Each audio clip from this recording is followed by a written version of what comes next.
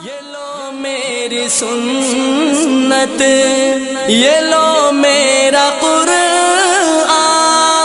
یہ لو میری سنت۔ الحمدللہ وکفی وسلام علی عبادہ الذین اصطفی، اللہم صل علی سیدنا محمد وعلی آل سیدنا محمد مبارک وسلم۔ سوتے وقت سونے کے آداب اور سنتوں کا خیال رکھنا چاہیے، اور جو چیزیں خلاف سنت ہیں یا ممنوع ہیں ان سے اجتناب کرنا چاہیے۔ حدیث شریف میں آتا ہے، حضرت ابو سعید فرماتی ہیں کہ جناب نبی کریم صلی اللہ علیہ وسلم نے ارشاد فرمایا کہ جو بستر پر جاتے وقت 3 مرتبہ استغفر اللہ الذی لا الہ الا هو الحی القیوم واتوب الیہ پڑھ لے، فرمایا اس کے گناہ معاف ہو جائیں گے، خواہ سمندر کے جھاگ یا درختوں کے پتے یا ریت کی تعداد یا ایام دنیا کے برابر کیوں نہ ہو۔ حضرت ابو ہریرہ رضی اللہ تعالیٰ عنہ فرماتی ہیں کہ میں 12,000 مرتبہ روزانہ استغفار پڑھتا ہوں، اور ایک دھاگا ان کے پاس تھا جس میں 1000 گرہیں لگی ہوئی تھیں۔ رات کو اس وقت تک نہیں سوتے تھے جب تک کہ اس کو سبحان اللہ کے ساتھ پورا نہ کر لیتے۔ بخاری شریف جلد 2 میں ہے، نبی اکرم صلی اللہ علیہ وسلم نے حضرت علی و حضرت فاطمہ رضی اللہ تعالی عنہما سے فرمایا کہ میں تم کو خادم سے بہتر چیز یعنی وظیفہ نہ بتا دوں؟ جب تم دونوں بستر پر جاؤ تو 33 مرتبہ اللہ اکبر، 33 مرتبہ سبحان اللہ اور 33 مرتبہ الحمدللہ پڑھ لیا کرو۔ پہلے سبحان اللہ، پھر الحمدللہ، پھر اللہ اکبر۔ یہ تم دونوں کے لیے خادم سے بہتر ہے۔ اور ابو داؤد شریف کی روایت میں 34 مرتبہ اللہ اکبر ہے۔ اس طرح 100 کی تعداد پوری ہو جائے گی۔ حضرت علی رضی اللہ تعالی عنہ فرماتے ہیں کہ جب سے آپ صلی اللہ علیہ وسلم نے فرمایا تب سے ہم نے کبھی اس کا ورد نہیں چھوڑا، چنانچہ صفین کے موقع پر جو ایک اہم تاریخی جنگ تھی اس موقع پر بھی نہیں چھوڑا۔ آخر رات میں موقع ملا تو تب بھی پڑھ لیا۔ سوتے وقت تسبیح فاطمی کی بہت تاکید اور فضیلت آئی ہے۔ حافظ ابن تیمیہ رحمۃ اللہ علیہ نے استنباط کیا ہے کہ جو شخص ان تسبیحات پر مداومت کرے گا اس کو مشقت کے کاموں میں تھکان نہ ہوگی۔ حافظ ابن حجر رحمۃ اللہ علیہ فرماتی ہیں کہ اگر معمولی کوئی تھکاوٹ ہوگی تو وہ نقصان کا باعث نہ ہوگی۔ اور مولا علی قاری رحمۃ اللہ علیہ نے لکھا ہے کہ یہ عمل مجرب ہے، یعنی تجربہ سے بھی ثابت ہوا ہے کہ ان تسبیحات کا سوتے وقت پڑھنا تھکان کے ازالہ کے لیے بہتر ہے اور قوت میں زیادتی کا سبب بنتا ہے۔ سونے سے قبل رات کو درود شریف بھی پڑھ لینا چاہیے، اور رات کے آخری حصے میں دعا اور استغفار کی تاکید کی گئی ہے۔ بخاری شریف میں ہے، حضرت ابو ہریرہ رضی اللہ تعالیٰ عنہ سے روایت ہے کہ جناب نبی کریم صلی اللہ علیہ وسلم نے ارشاد فرمایا کہ پروردگار عالم ہر رات جب کہ 1/3 رات باقی رہ جاتی ہے تو آسمان دنیا پر اس کی رحمتیں نزول فرماتی ہیں،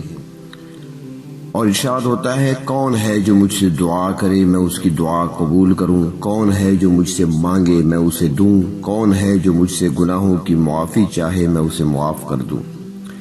اور مسلم شریف کی روایت میں ہے کہ ہر رات جب 1/3 رات گزر جاتی ہے تو اللہ تبارک و تعالیٰ فرماتی ہیں میں بادشاہ ہوں، میں بادشاہ ہوں، کون ہے جو مجھ سے دعا کرے میں اس کی دعا قبول کروں، کون ہے جو مجھ سے کوئی سوال کرے میں اسے دوں، کون ہے جو مجھ سے مغفرت چاہے میں اس کی مغفرت کروں، اور اسی طرح سلسلہ چلتا رہتا ہے یہاں تک کہ صبح ہو جاتی ہے۔ احادیث و قرآن کریم میں شب آخر کی بڑی اہمیت ہے۔ اللہ کے برگزیدہ مقرب بندے اس وقت اللہ کی یاد میں رہتے ہیں۔ نماز، ذکر، تلاوت کی بڑی تاکید ہے۔ اگر کسی وجہ سے اس وقت نماز نہ پڑھ سکے یعنی تہجد، تو کم از کم بیٹھ کر ذکر و استغفار ہی کر لے تاکہ کچھ فضیلت حاصل ہو جائے۔ اب تک جو تفصیل عرض کی ہے سونے سے متعلق جو سنتیں بیان ہوئی ہیں ان کو اجتماعی طور پر یہاں عرض کیے دیتا ہوں، یاد رہے۔ تاکہ سونے سے قبل وضو کرنا چاہیے، سونے سے قبل مسواک کرنا سنت ہے۔ یہ ساری جو عرض کی جا رہی ہیں یہ آداب ہیں اور سنتیں ہیں۔ مسواک کا سرہانے رکھنا، بیدار ہونے کے بعد مسواک کرنا، سونے سے قبل وضو کے پانی کا انتظام رکھنا،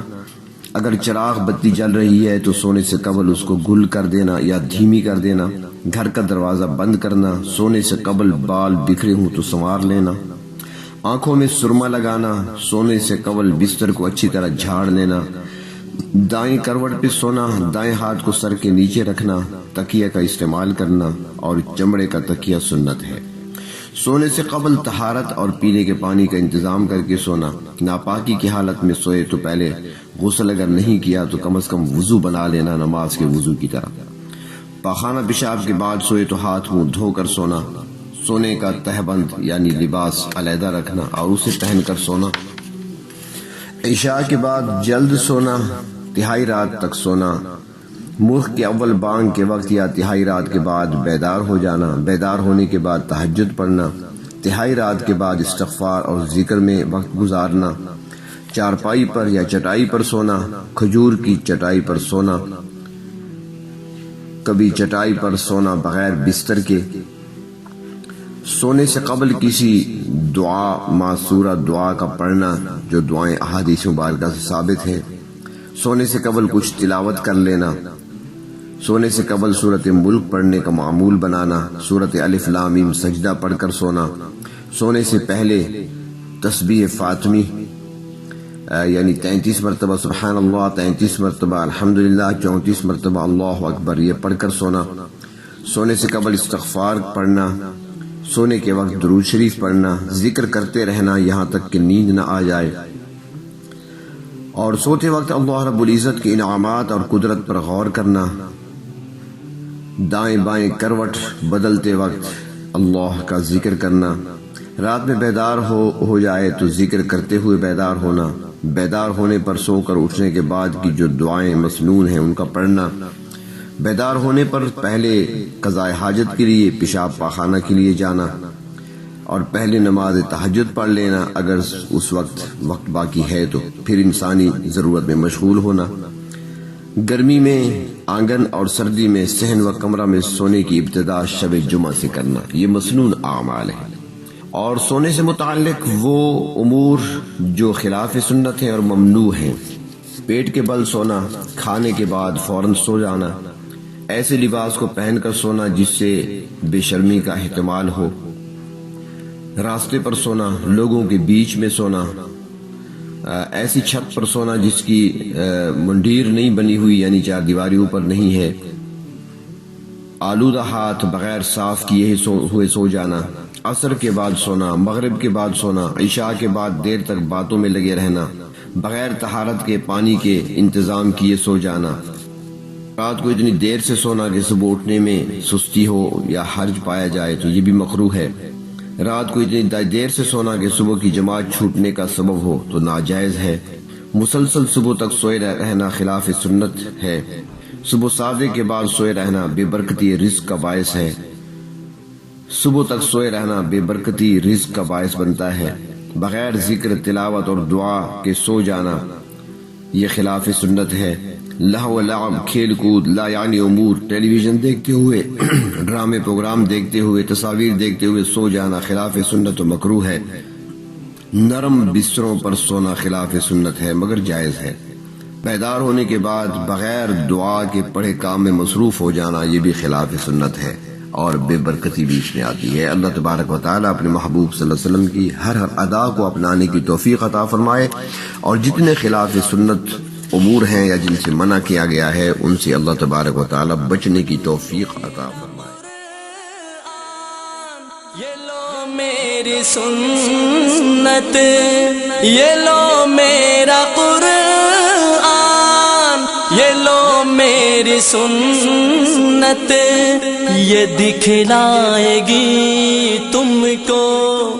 اب راہ جنت۔